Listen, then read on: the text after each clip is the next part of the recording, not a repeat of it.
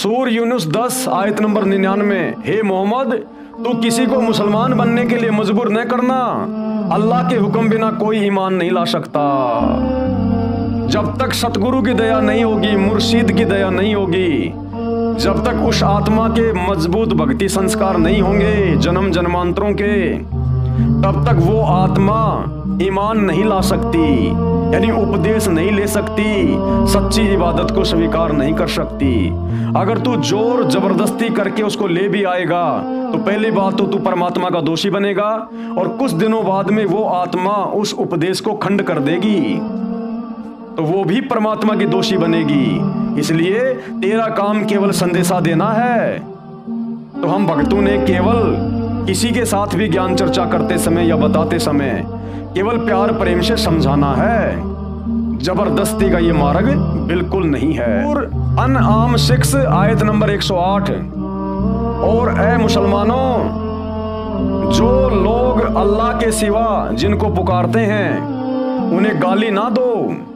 कहीं ऐसा ना हो कि वे शिरक यानी बहुदेववादी से आगे बढ़कर अज्ञान के कारण अल्लाह को गालियां देने लग जाएं, महापाप के भागी हो जाएं, ये भी कभी अल्लाह की ओर मुड़ेंगे। 2028 का समय बहुत नजदीक है। हम 2025 में जी रहे हैं। मुट्ठी भर समय भी नहीं है, यानी मुट्ठी में 5 उंगलियां हैं। 5 साल का समय विशेष नहीं है।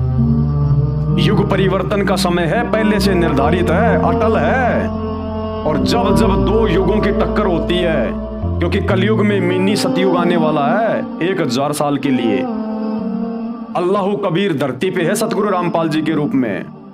इस रहमान और काल के बीच में टक्कर है। तो 2028 युग परिवर्तन का समय, उस समय ये दुनिया हर प्रकार से दुखी हो जाएगी। चारों तरफ से ये शैतान आत्माओं को घेरेगा।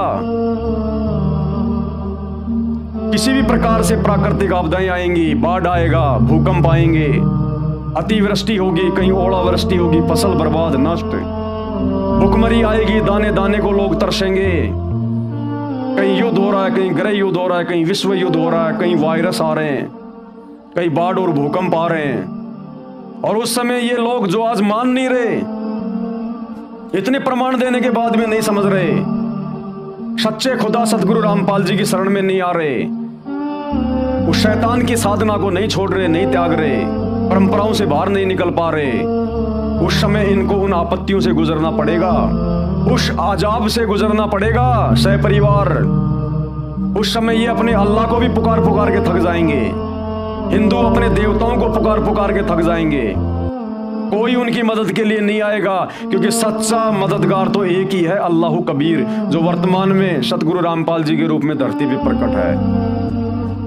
तो जब इस आत्मा के ऊपर, इस इंसान के ऊपर जब मौत मंडराएगी, कहीं भी अपनी जीवन रक्षा का सहारा नजर नहीं आएगा, तो अंत में थक हार के इधर ही आएगा, इधर ही दौड़ेगा तेरे अल्लाह की तरफ, तेरे परवरदिगार की तरफ, सच्चे मुर्शिद सतगुरु रामपाल जी की तरफ है।